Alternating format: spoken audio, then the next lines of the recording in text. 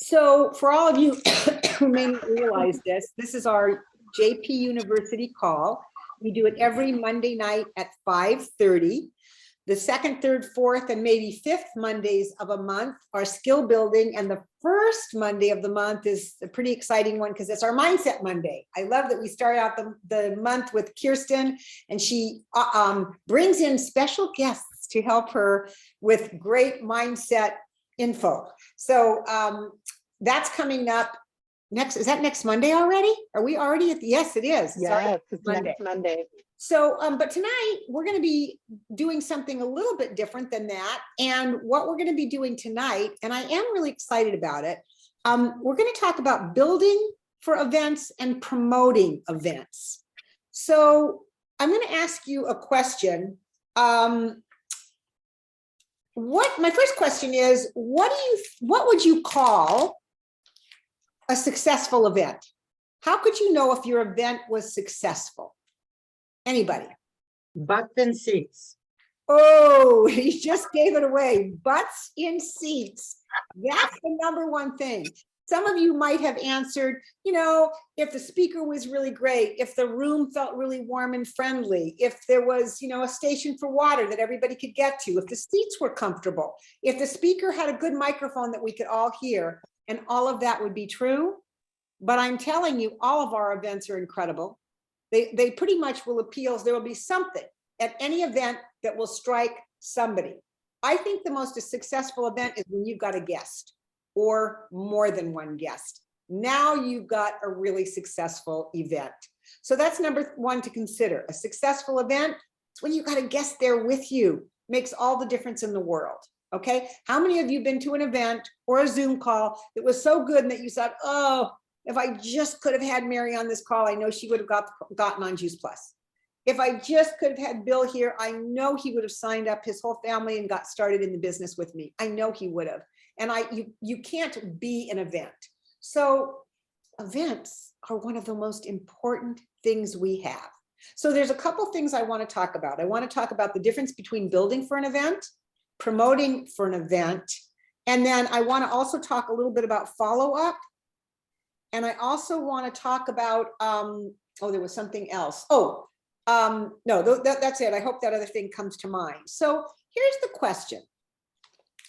How many of you have ever gotten a new apartment for yourself or bought a new home for yourself? And when you first walk in, there's a feeling that comes over you that you think, this is the one, this is what I want. Anybody ever experienced that with a home, an apartment, a car, a hotel room, a vacation spot where you walk in, you get this immediate emotional hit of this is where I want to be? Have all of you experienced that? Okay, so let's pretend you're going to go look at a house and you walk in and you look at the living room and you think, oh my gosh, this is such a great place for the kids to be. It's a big, huge room. The kids are going to be able to play in here. And there's room for a TV that I'm going to be able to gather with my family. And the dining room table, I can already imagine my Thanksgiving dinner here. So if any of you do any of that, I remember when we bought the house we're in right now, I don't know if I thought about Thanksgiving dinner. I just walked in and said, this is my land. Like, this is my spot. Like, I just knew that. After I had that emotional feeling of this is where I belong, then I started asking about construction. Building is the construction of something. Is that what excites you to begin with? To know what 2x4s they used and what tiling they used and what's the counter made of? That's something that comes after you've taken a look and you've had a visual or emotional attachment. Would you agree with that? Does that make sense to most of you? Yep. If you're smart enough to realize, oh, I'm just in love with this, and then you check the construction, because some people just fall in love with it and don't check the construction. That is true. But so I want you to think about having an event the same way. When you're inviting, first of all, when you're building for an event, think about construction. What does it mean to build for an event? Oh, that's what I wanted to tell you. Keep tracking events. Well, got it. So what does it mean to you to build an event? What does that require? I think putting out like save the dates and oh my goodness, like I found something I think would be great. You'd have so much fun. Like, would Hang you on, come? Leslie, that sounds kind of emotional. What's the construction part? What's the building of the event? Hang on and just think about it for 1 second. You've gone into the promoting. What's the building? Because oftentimes we talk about building for events or promoting events, and it's very different. So what would You building, think finding a place? finding a place, right? Finding a- Leslie, what yeah. else? Oh, she's on the phone there. So finding a place, what else? Get it on the calendar first and foremost. Get it on the calendar first and foremost. What else? Figure out what you're gonna do, food, solid in a jar, get it, the logistics around Get it. the logistics. So the place, the logistics, it's in the calendar, The speaker, the presenter. the speaker, the presenter, the flyer, you got to have a flyer. So oftentimes I see people that are putting together events or going to events and they've done all that. And they send out a flyer to somebody because that's the final piece that would go out. And they feel like they've promoted for the event, but really all they've done is build for the event. The construction part, you wouldn't invite somebody and say, oh my gosh, you know, I've got the logistics, I've got the calendar, I've got the place, I've got the building. We're, you know, these are all the components of it. Do you want to come? That's the building and the construction, but the promoting has to do with emotion. So we're going to go back to when you walked in that house and you decided you wanted it.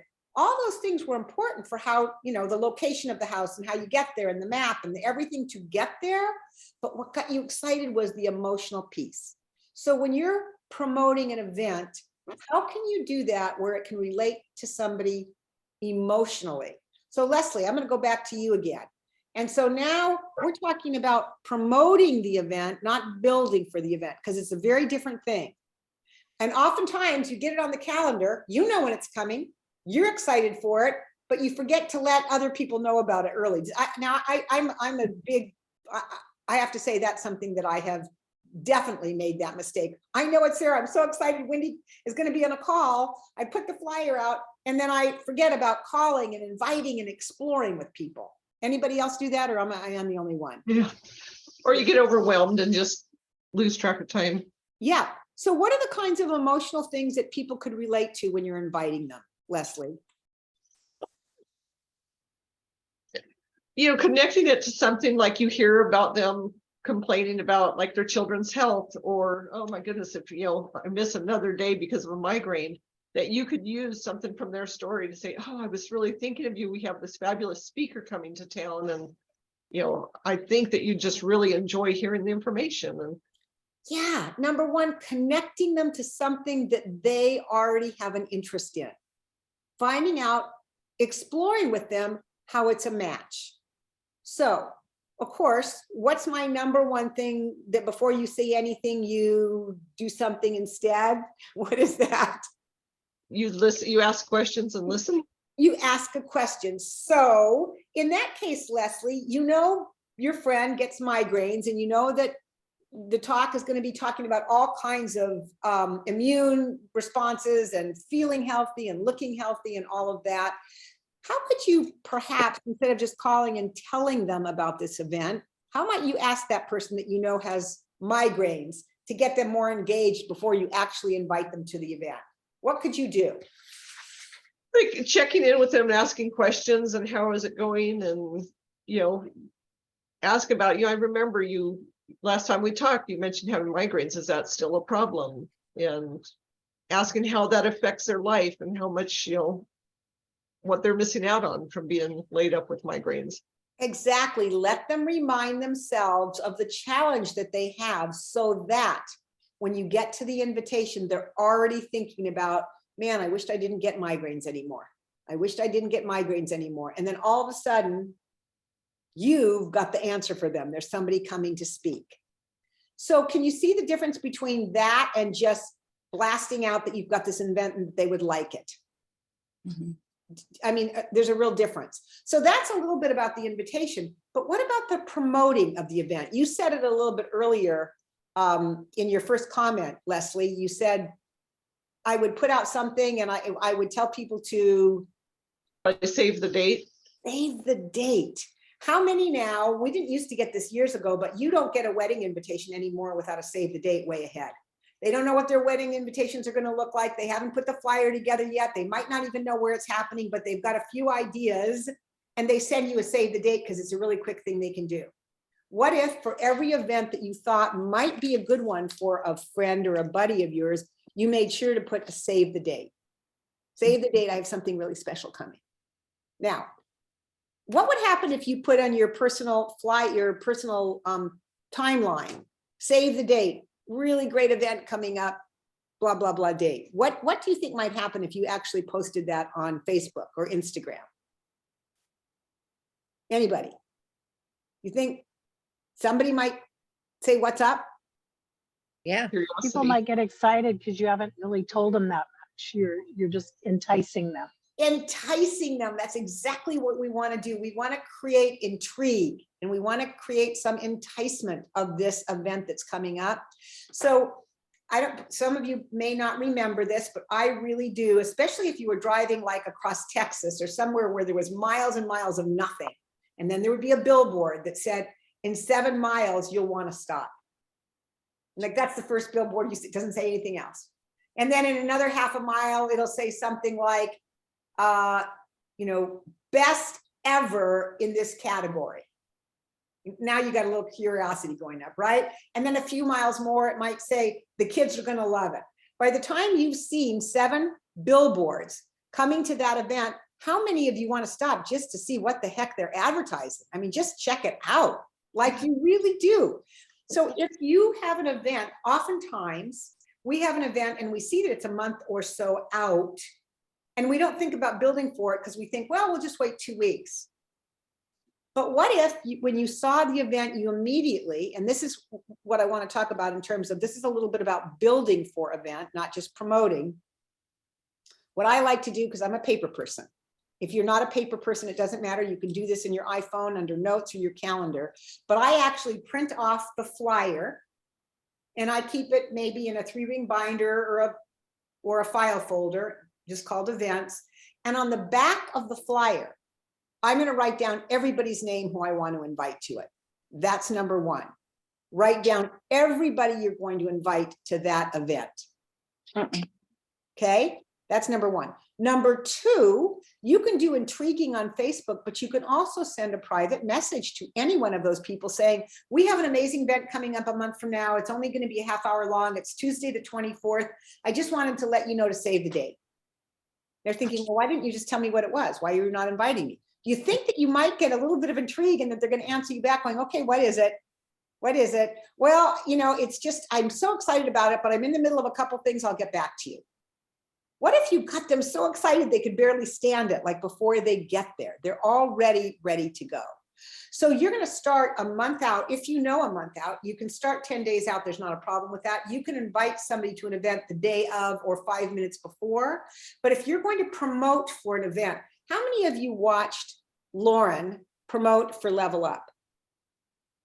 Oh my God. I bet you I saw her post something 2 and 3 times a week for 4 months for Level Up. Now that was a really big event. It was huge. But what if you took on, say, Phoenix like that? My wellness company has the most amazing wellness event coming up in Phoenix in April. Anybody want to know more? Like, what if you took that on and you were building like Lauren did for her Level Up event, that you really promoted it step by step by step all the way. Carrie, you were the grand master at promoting for big events when you used to contact people. I forget how you did it ahead of time. You'd find a group of like-minded people, whether it's by Facebook or something in a town that we were going to, and you'd start contacting them a couple months ahead to see if they wouldn't meet you on our Thursday night. Now it's probably Saturday morning conference. Yeah, absolutely. I would make up some flyers of who was speaking. And then I would make a list of all the health practitioners or chiropractors, massage therapists in the area. And I would just go down and start walking around and distributing flyers.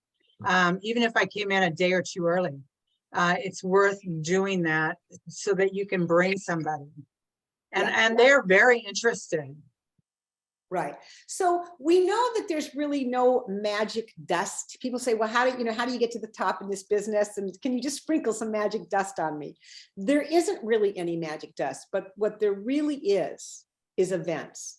And events are what really and truly build a very big business. So if you're either A, considering making some serious money, income, finances with Juice Plus, or you want to impact as many people as possible, and the money is just not that important to you, but it's okay if it comes to you, then you're going to learn that the number one tool is to learn how to promote for events.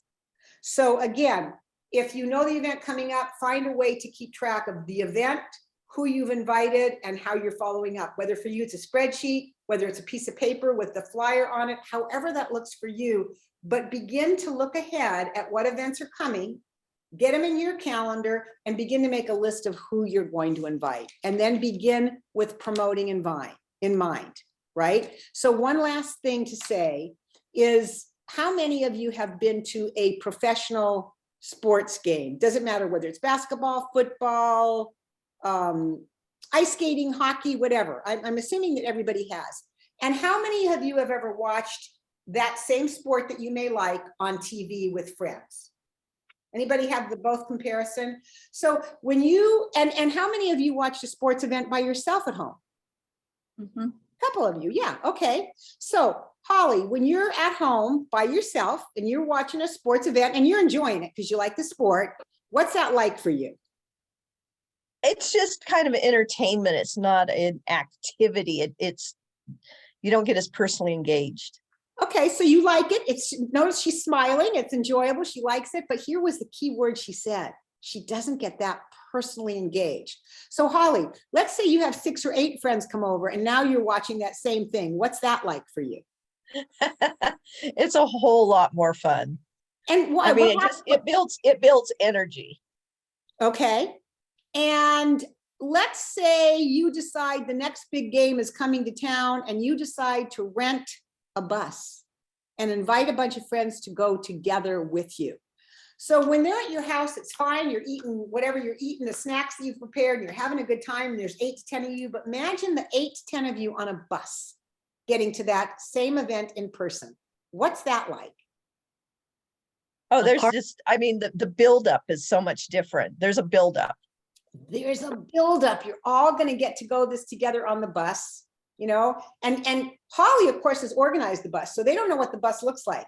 And Holly isn't going to tell them, but what is she going to tell them to give them sneak previews? Holly, let's just pretend you're going to have some great food and there's going to be some singing and karaoke on the bus, but you're not going to tell them. How are you going to intrigue them to come on that bus with you? Oh, just build up that the destination is going to be, just getting there is going to be a lot of fun. Just getting there is going to be a lot of fun. We haven't even gotten there yet and we're going to have fun. Well, what are you doing?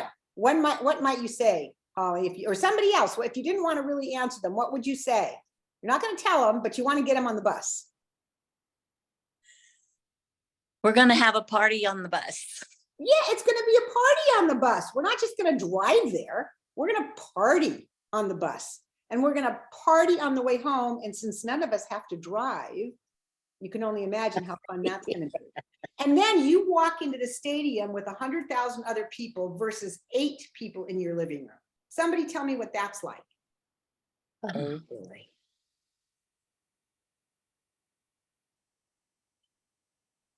Anybody?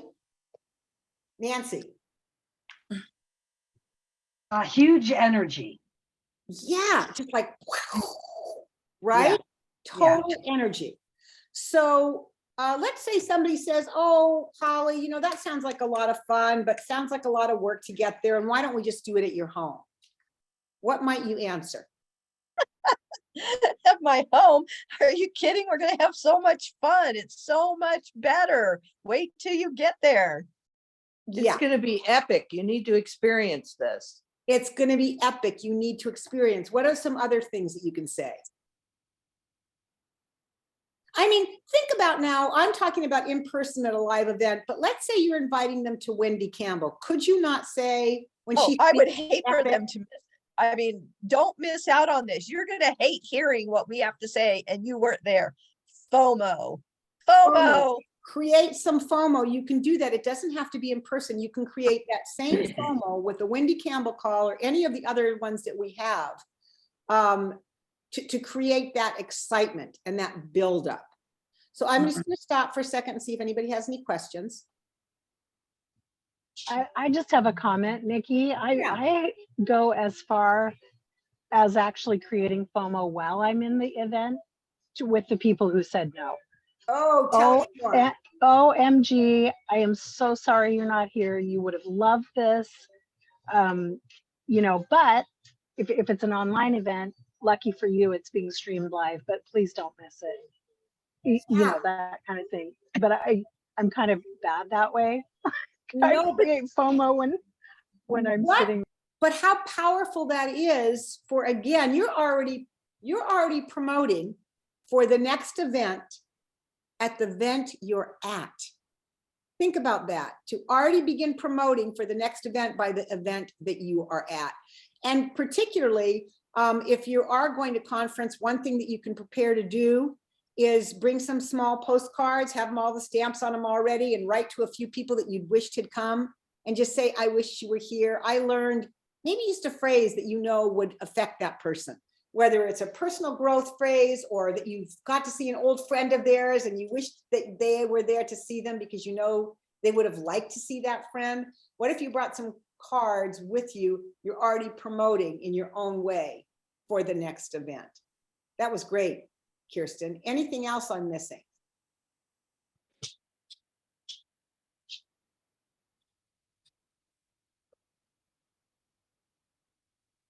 All right. So think about this. You're building for event. That's the calendar. That's how it's going to be put together. But promoting for events is where the fortune is. It's where you have the most impact with people actually getting them to attend events. When you get good at getting people at an event, that's when you can call yourself a professional. Okay? Yeah, Carrie. Yeah, I just wanted to add too real quickly. I think it was, I'll think of who, I think it was Stacy Joy actually talked about like when you're promoting, like look way out. So she starts about 3 to 4 weeks before the event, you know, making sure she's in connection with people and then sending them little tidbits of like, maybe it's a short little video or like, I can't wait till you see her in person, and she'll do, you know, she'll send just little things along the way to build the excitement for them, and then confirming that they're still coming, you know, along the way. So she had a really great way to do that. Yeah, that was really an important piece there, Carrie, is if you have a video or an audio or a Voxer of the speaker that's going to come and you think that person would like it, that's exactly what Carrie's talking about. Sending them, it's like sending somebody a trailer to a movie. I always watch the trailer before I go to a movie to see if it's something I'm gonna like. What if you thought about what Carrie is saying, but in relationship, it's like a trailer, you know? And you can often ask somebody else, have you ever seen Wendy speak? So it's not you. Somebody else does a little short live video for you, or you interview somebody on Zoom, you upload it to YouTube. There's all kinds of very creative ways that you can be promoting for. Oh, I really like that idea. Interviewing somebody. Have you ever seen Dr. Kim Dalzell speak? Why, Kirsten, you have. Would you tell us a little bit about Dr. Kim? And then Kirsten tells it. So it's not coming from me. It's the third party amener. So, but that takes time. You've got to pick the events and you've got to decide how the best way for you to promote it, with trailers, with notes, with postcards, with just little hints, with save the dates. I'm so glad you brought that up. And Kirsten, thank you so much for reminding me about FOMO at the event for the next event. Anything else? So glad I have you guys. Two really important pieces. So the people you're inviting know what they're being invited to? Once you've gotten to the place of they've said, you know, tell me what you're doing, whatever, that's when you're going to have the conversation like I talked with Leslie. You know, I thought about you and I thought about you saving the date because you mentioned the kids get sick a lot and it's so frustrating. Is that still happening for you? Yes, it is. Can you tell me more about that? Remember, you want them to identify with whatever that problem is in an emotional way. Well, it's really frustrating when my kids are sick. I miss work. The kids don't feel well. All in all, it's just the whole family is upside down and it's chaotic. I just can't stand it. I'd love to. Oh, this might be the perfect event for you. I'm so glad I had you save the date. But you need to have the conversation with them sometime during that buildup. Get the commitment that they're coming, and then remind them the day before, the day of, with a little text or a call. That's promoting right up to the very end, is that reminder. I'll see you tonight. Okay. I think we've promoted ourselves right into a tizzy.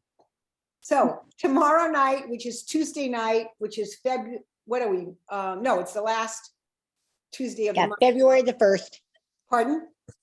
February, isn't tomorrow the No, 31st? January, January, Or yeah. January 31st. Right, so there is no Tuesday night call tomorrow night because it's the 5th Tuesday of the month.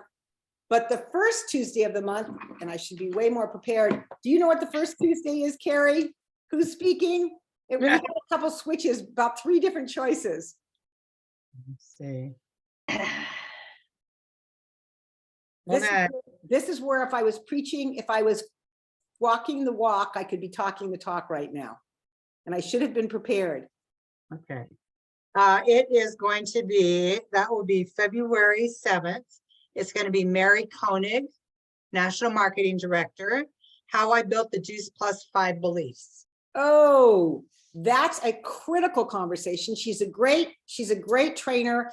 The most important thing though is mindset. This is about getting your mindset wrapped around what we do, who we are, what the company is about. So if you are still struggling with introducing this to friends, family, about product or business, the 5 beliefs is definitely a really great call for you all. It really is going to be terrific. Half hour, February 7th. We'll see you there. Good night, everybody. Okay, Night. thanks. Bye-bye. Good Thank night. you. Night. Thank you.